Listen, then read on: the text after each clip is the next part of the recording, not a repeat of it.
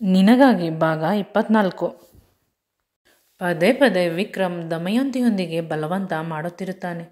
ನೀನು ನನಗೆ ತುಟಿಗಳಿಗೆ ಮುತ್ತು ಕೊಡುವವರೆಗೂ ನಾನು ನಿನ್ನನ್ನು ಇಲ್ಲಿಂದ ಬಿಡುವುದಿಲ್ಲ. ಅದು ಏನಾದರೂ ಸರಿ. ಪ್ರತಿ ಬಾರಿಯೂ ನಾನೇ ನಿನಗೆ ಮುತ್ತು ಕೊಟ್ಟಿರುವುದು. ನೀನು ಬಲವಂತದಿಂದ ಕಷ್ಟಪಡುತ್ತಿದ್ದೆ. ಆದರೆ ಈ ಸಲ ಪ್ರೀತಿಯಿಂದ ನೀನೇ ನನಗೆ ಮುತ್ತು ಕೊಟ್ಟು ನನ್ನನ್ನು ಮುದ್ದಿಸಬೇಕು ಅಂತ ಹೇಳಿದ. ಆಗ ಅವಳು ಮೊದಲು ಕೋಪಗೊಂಡರೂ ಕೂಡ ಅವಳಿಗೆ ಒಂದು ರೀತಿ ನಾಚಿಕೆ ಆಯಿತು. ನೀವು ಯಾಕೆ ನನ್ನ ಹತ್ತಿರ ಮುತ್ತು ಕೇಳುತ್ತೀರಾ ಅಂತ ಅವಳು ಕೇಳಿದಾಗ, ಇನ್ಯಾರ ಬಳಿ ಹೋಗಿ ಕೇಳಲಿ? ಪಕ್ಕದ ಮನೆಯವರ ಹತ್ತಿರ ಹೋಗಿ ಕೇಳಲ್ಲ? ನನಗೆ ಮುತ್ತು ಬೇಕು ಅಂತ ನನ್ನ ಹೆಂಡತಿ ಹತ್ತಿರವೇ ನಾನು ಕೇಳಬೇಕು. ನಿಮ್ಮ ಗರ್ಲ್ಫ್ರೆಂಡ್ ಹತ್ತಿರ ಹೋಗಿ ಕೇಳಿ ಅಂತ ಹೇಳಿದಳು. ಈ ಸಮಯದಲ್ಲಿ ಅವನಿಗೆ ಸ್ವಲ್ಪ ಕೋಪ ಬಂದರೂ, ನನಗೆ ಯಾರೂ ಗರ್ಲ್ಫ್ರೆಂಡ್ಸ್ ಇಲ್ಲ. ನನ್ನ ಜೀವನದ ಮೊದಲ ಹುಡುಗಿ ನೀನೇ.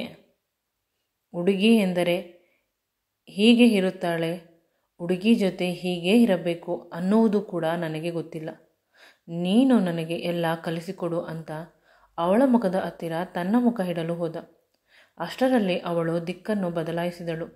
ಈಗಲೂ ಕೂಡ ಅವನು 2 ಕಾಲುಗಳು ಅವಳ ತೊಡೆಯ ಮೇಲೆ ಇದೆ. ಆಗ ವಿಕ್ರಮ್, ತುಂಬ ಹುಡುಗಿಯರು ನನ್ನ ಹಿಂದೆ ಬರುತ್ತಿದ್ದರು. ಆದರೆ ನಾನು ಓದಬೇಕು, ಕೆರಿಯರ್, ಮನೆಯ ಜವಾಬ್ದಾರಿ ನನ್ನ ಮೇಲೆ ಇದ್ದಿದ್ದರಿಂದ ನಾನು ಯಾರನ್ನು ಪ್ರೀತಿಸುವ ಸಾಹಸ ಮಾಡಿಲ್ಲ. ನನ್ನನ್ನು ಅಂತ ಕೇಳಿದಳು. ನಿನ್ನನ್ನು ಪ್ರೀತಿಸುತ್ತಿಲ್ಲ, ಆರಾಧಿಸುತ್ತಿದ್ದೇನೆ. ನೀನು ನನ್ನ ಪಾಲಿನ ದೇವತೆ ಅಂತ ಹೇಳಿದ. ಅವಳು ಕಕ್ಕಾಬಿಕ್ಕಿಯಾದಳು. ಅವನ ಈ ಪ್ರೀತಿಯ ಮಾತುಗಳನ್ನು ಕೇಳಿ ಅವಳ ಎದೆ ಬಡಿತ ಜಾಸ್ತಿ ಆಯಿತು. ಅವನಿಗೆ ಏನು ಉತ್ತರ ಕೊಡಬೇಕು ತಿಳಿಯುತ್ತಿಲ್ಲ. ಅಷ್ಟು ನೋವು ಮಾಡಿದ. ಬದುಕು ಸಾಕು ಅನ್ನುವಷ್ಟು. ಆ ಮನುಷ್ಯ ನೀನೇ ನನ್ನ ಪ್ರಾಣ, ನೀನೇ ನನ್ನ ದೇವತೆ ಅಂತ ಸಡನ್ನಾಗಿ ಹೇಳಿದರೆ ಹೇಗೆ ನಂಬುವುದು? ಆದರೆ ಅವನ ಧ್ವನಿಯಲ್ಲಿ ಸತ್ಯ ಇದೆ ಅಂತ ತಿಳಿಯುತ್ತದೆ. ಆದರೂ ಕೂಡ ಮನಸ್ಸು ಒಪ್ಪಿದರೂ, ಹೃದಯ ಒಪ್ಪಿದರೂ ತಲೆ ಒಪ್ಪುತ್ತಿಲ್ಲ. ಅವಳು ಸಂಪೂರ್ಣವಾಗಿ ವಿಕಿಯನ್ನು ಮರೆತು ಬಿಟ್ಟಿದ್ದಾಳೆ. ಬದಲಿಗೆ ಅವಳಿಗೆ ಈಗ ಇವನು ಹೇಳುತ್ತಿರುವುದು ನಿಜನಾ ಅಥವಾ ಸುಳ್ಳ ಅನ್ನುವ ಗೊಂದಲದಲ್ಲಿ ಇದ್ದಾಳೆ. ಅವಳ ಯೋಚನೆಯನ್ನು ಅರಿತು ಅವನು, ನಾನು ಎಷ್ಟು ನತದೃಷ್ಟ. ನಮ್ಮ ಮನೆಯವರು ಮೊದಲ ರಾತ್ರಿ ಅಂತ ಎಷ್ಟು ಚೆನ್ನಾಗಿ ರೂಮನ್ನು ರೆಡಿ ಮಾಡಿದ್ದಾರೆ. ಆದರೆ ನನ್ನ ಹೆಂಡತಿ ಸಹಕರಿಸುತ್ತಿಲ್ಲ. ಇದ್ದಕ್ಕಿದ್ದಂತೆ ಅವಳು ಆಕ್ಷಿ ಮಾಡುತ್ತಾಳೆ. ನೀರಿನಲ್ಲಿ ಜಾಸ್ತಿ ನೆನೆದಿದ್ದಕ್ಕೆ ಇವನಿಗೆ ಅಷ್ಟಕ್ಕೆ ಅಯ್ಯೋ ಅನಿಸುತ್ತದೆ.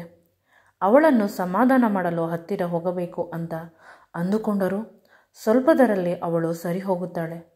ನಾನು ಕಾಲು ಎತ್ತಿದರೆ ಅವಳು ಬಿಟ್ಟು ಹೊರಟು ಹೋಗುತ್ತಾಳೆ. ಈ ಚಳಿಯಲ್ಲಿ ಸಿಗುವ ರೊಮ್ಯಾನ್ಸ್ ನಿಂತು ಹೋಗುತ್ತದೆ ಅಂತ ಅವನು ಹೇಳುವುದಿಲ್ಲ. ಆಗ ಅವಳು ಅಂದುಕೊಳ್ಳುತ್ತಾಳೆ, ನಾನು ಎಷ್ಟು ಕೆಮ್ಮುತ್ತಿದ್ದರೂ ಅವನು ನನಗೆ ಮುತ್ತೇ ಬೇಕು ಅಂತ ಹೇಳುತ್ತಾನೆ. ಕೇವಲ ಅವನು ದೈಹಿಕ ಸುಖಕ್ಕೆ ನನ್ನ ಜೊತೆ ಕೇಳುತ್ತಿರಬಹುದು. ನಾನು ತುಂಬ ಸುಂದರವಾಗಿದ್ದೇನೆ ಅಂತ ಪ್ರತಿಯೊಬ್ಬರೂ ಹೇಳುತ್ತಾರೆ. ಇವನು ಹುಡುಗ, ಇವನಲ್ಲೂ ಆಸೆಗಳು ಇರುತ್ತದೆ. ಆದರೆ ಹೆಂಡತಿ, ಪ್ರೀತಿ, ದೇವತೆ ಈ ಮಾತುಗಳಿಗೆ ಅರ್ಥ ಇಲ್ಲ ಅಂತ ಅವಳು ಅಂದುಕೊಂಡಳು. ಇಬ್ಬರು 5 ನಿಮಿಷಗಳ ಕಾಲ ಸೈಲೆಂಟ್ ಆಗಿರುತ್ತಾರೆ. ಆಗ ಅವನು ಹೇಳುತ್ತಾನೆ, ನಾಳೆ ನಿಮ್ಮ ಚಿಕ್ಕಪ್ಪ ಚಿಕ್ಕಮ್ಮ ನಮ್ಮ ಮನೆಗೆ ಬರುತ್ತಾರೆ. ಅವರಿಗೆ ಒಂದು ಚೆನ್ನಾಗಿರುವ ಮನೆಯನ್ನು ತೆಗೆದುಕೊಡುತ್ತೇನೆ ಗಿಫ್ಟಾಗಿ. ತಿಂಗಳಿಗೆ ಎಷ್ಟು ಬೇಕೋ ಅಷ್ಟು ದುಡ್ಡನ್ನು ಕಳಿಸುತ್ತೇನೆ. ಇಲ್ಲ, ಅದಕ್ಕಿಂತ ಜಾಸ್ತಿ ಕಳಿಸುತ್ತೇನೆ. ಅವರು ನೆಮ್ಮದಿಯಾಗಿ ಬದುಕಲು ಎಷ್ಟು ಬೇಕು ಅಷ್ಟು. ಅವರ ಮನೆಯ ಪೇಪರನ್ನು ನೀನೇ ಕೊಡಬೇಕು. ಅವರ ಮನೆಯ ಗೃಹ ಪ್ರವೇಶ ನೀನೇ ಮಾಡಬೇಕು. ನಿನ್ನ ಕೈಯಾರೆ, ನೀನು ಮಹಾಲಕ್ಷ್ಮಿ ಅಂತ ಹೇಳಿದ. ಇವಳಿಗೆ ಆಶ್ಚರ್ಯವಾಯಿತು. ಅದು ಹೇಗೆ ಸಾಧ್ಯ? ನೀವು ನಮ್ಮ ಮನೆಯವರ ಬಗ್ಗೆ ಇಷ್ಟೊಂದು ಯೋಚನೆ ಮಾಡುತ್ತೀರಾ? ಮತ್ತೆ ನೀನು ನನ್ನವಳಾದ ಮೇಲೆ ಅವರುಗಳು ಕೂಡ ನನ್ನವರೇ. ಅವರೆಲ್ಲ ಚೆನ್ನಾಗಿರಬೇಕು. ಯಾರ್ಯಾರಿಗೋ ದಾನ ಧರ್ಮ ಮಾಡುತ್ತೇನೆ.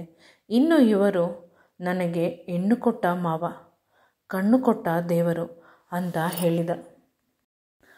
ಮದುವೆ ನಿಂತು ಹೋದಾಗ ಸಂಬಂಧಿಕರ ಎದುರಿಗೆ ಅವಮಾನವಾಗುತ್ತದೆ ಅಂತ ಬೇಸರವಾಗಿತ್ತು. ಆಗ ನಿಮ್ಮ ಚಿಕ್ಕಪ್ಪ ಹೇಳಿದ್ದು, ನನಗೆ ಇನ್ನೊಬ್ಬಳು ಮಗಳು ಇದ್ದಾಳೆ, ಅವಳನ್ನು ಮದುವೆಯಾಗಿ.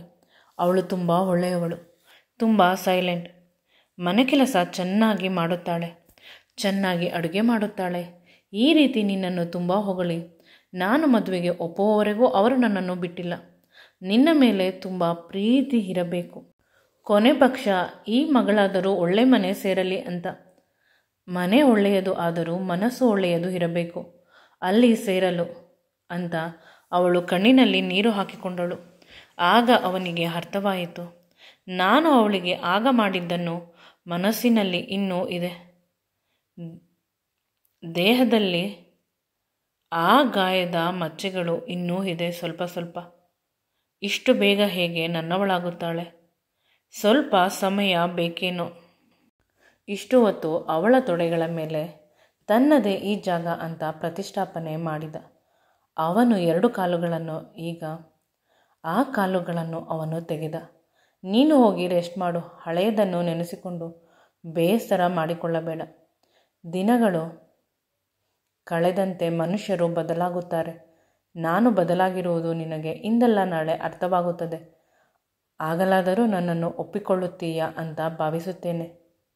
ನಾನು ಇಲ್ಲೇ ಸ್ವಲ್ಪ ಹೊತ್ತು ಈ ತಣ್ಣೀರಿನಲ್ಲಿ ನನ್ನ ಮನಸ್ಸಿನಲ್ಲಿರುವ ದುಃಖವನ್ನು, ಆಸೆಯನ್ನು ತಣ್ಣಗೆ ಮಾಡಿಕೊಳ್ಳುತ್ತೇನೆ. ನಿನ್ನನ್ನು ನೋಡಿದರೆ ನಿನ್ನ ಹತ್ತಿರ ಬರಬೇಕು ಅಂತ ಆಸೆಯಾಗುತ್ತದೆ, ಆದರೆ ನೀನು ಬಿಡುವುದಿಲ್ಲ ಅಂತ ಹೇಳಿ ಅಲ್ಲೇ ಮಲಗಿದ. ಶವರ್ನಿಂದ ಇನ್ನೂ ನೀರು ಬರುತ್ತಲೇ ಇತ್ತು. ಎಷ್ಟು ತಣ್ಣೀರು ಬಂದರೂ ಕೂಡ ಅವನ ದೇಹದಲ್ಲಿ ಇರುವ ಕಾಮದ ವಾಂಛೆಯನ್ನು ತಣ್ಣಗೆ ಮಾಡಲು ಸಾಧ್ಯವಾಗಿಲ್ಲ. ಅವನು ಕಾಲು ಎತ್ತಿದ್ದೆ. ಅವಳು ಮೇಲೆ ಎದ್ದಳು ಹೋಗಬೇಕು ಅಂತ. 1-2 ಹೆಜ್ಜೆ ಇಟ್ಟಳು. ಅಷ್ಟರಲ್ಲಿ ಕೆಳಗೆ ಸೋಪಿತ್ತು. ಅವಳು ಅದನ್ನು ನೋಡಿಲ್ಲ. ಬದಲಿಗೆ ಅದರ ಮೇಲೆ ಕಾಲಿಟ್ಟು ಜಾರಿ ಶವರ್ನ ನೀರು ತೆಗೆದುಕೊಳ್ಳುತ್ತಾ ಮಲಗಿದ್ದ ವಿಕ್ರಮ್ನ ಮೇಲೆ ದಮಯಂತಿ ಬಿದ್ದಳು. ಇದು ಇಬ್ಬರಿಗೂ ಅನಿರೀಕ್ಷಿತ. ಇಬ್ಬರೂ ಅಂದುಕೊಂಡಿರಲಿಲ್ಲ. ಅವಳು ಹೊರಟು ಹೋಗುತ್ತಾಳೆ ರೂಮಿಗೆ, ನಾನು ರಾತ್ರಿ ಪೂರ್ತಿ ಇಲ್ಲೇ ಇರುತ್ತೇನೆ ಅಂತ ಇವನು ಅಂದುಕೊಂಡಿದ್ದ. ಅವಳು ಕೂಡ ಇದರ ನಿರೀಕ್ಷೆಯಲ್ಲಿ ಇರಲಿಲ್ಲ. ಸಡನ್ನಾಗಿ ಬಿದ್ದಿದ್ದರಿಂದ ತುಂಬ ಜೋರಾಗಿ ಅವನ ಮೇಲೆ ಬಿದ್ದಳು. ಇಬ್ಬರು ಪರಸ್ಪರ ಒಬ್ಬರನ್ನೊಬ್ಬರು ನೋಡಿಕೊಳ್ಳುತ್ತಿದ್ದಾರೆ. ಅವಳ ದೇಹದ ಪ್ರತಿ ಭಾಗವು ಅವನ ದೇಹಕ್ಕೆ ಅಂಟಿಕೊಂಡಿದೆ, ತುಂಬ ಗಟ್ಟಿಯಾಗಿ ಅಂಟಿಕೊಂಡಿದೆ. ಅವನು ಶರ್ಟ್ಲೆಸ್ ಆಗಿದ್ದಾನೆ. ಇವಳು ಕೂಡ ಅರೆ ಬೆತ್ತಲಾಗಿದ್ದಾಳೆ.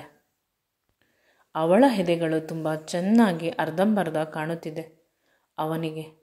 ಅವಳ ಹೊಟ್ಟೆ ಇವನ ಹೊಟ್ಟೆಗೆ ಅಂಟಿಕೊಂಡಿದೆ, ಅವಳ ಕಾಲುಗಳು ಇವನ ಕಾಲಿಗೆ. ಇಬ್ಬರಿಗೂ ಸ್ವಲ್ಪ ಹೊತ್ತು ಏನಾಗಿದೆ ಅಂತ ಅರ್ಥವಾಗಿಲ್ಲ.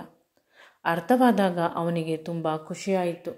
ಆಕಾಶದಲ್ಲಿ ತೇಲಾಡಲು ಶುರು ಮಾಡಿದ. ಆದರೆ ಇವಳಿಗೆ ಮುಜುಗರವಾಯಿತು.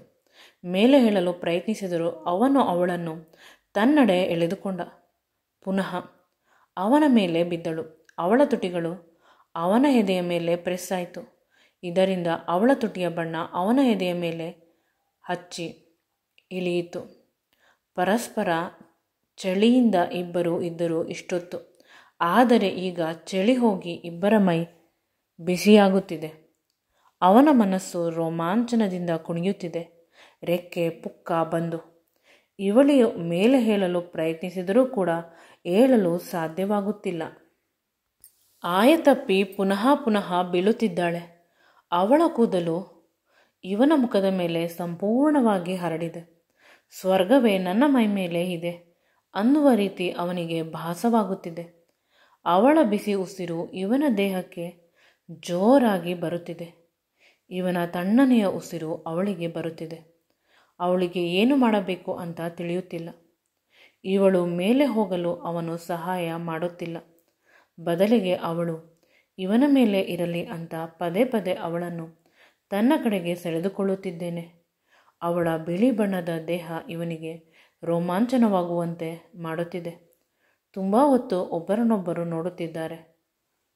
ತಮ್ಮನ್ನು ಪರಸ್ಪರ ಒಬ್ಬರು ಇನ್ನೊಬ್ಬರಲ್ಲಿ ಕಳೆದುಕೊಂಡಿದ್ದಾರೆ. ಹೀಗೆ ಸಂಪೂರ್ಣವಾಗಿ ನಾನು ಅವಳ ಕಣ್ಣುಗಳಲ್ಲಿ, ಅವಳ ಬಾಹುಗಳಲ್ಲಿ, ಕಳೆದು ಹೋಗಬೇಕು ಅಂತ ಅವನು ಆಸೆ ಪಡುತ್ತಾನೆ. ಅವನು ಅವಳನ್ನು ಮುಂದೆ. ಈ ವಿಡಿಯೋ ನಿಮಗೆ ಇಷ್ಟವಾಗಿದ್ದಲ್ಲಿ ನನ್ನ ಚಾನಲನ್ನು ಲೈಕ್ ಮಾಡಿ, ಶೇರ್ ಮಾಡಿ ಮತ್ತು ಸಬ್ಸ್ಕ್ರೈಬ್ ಮಾಡಿ. Thank you.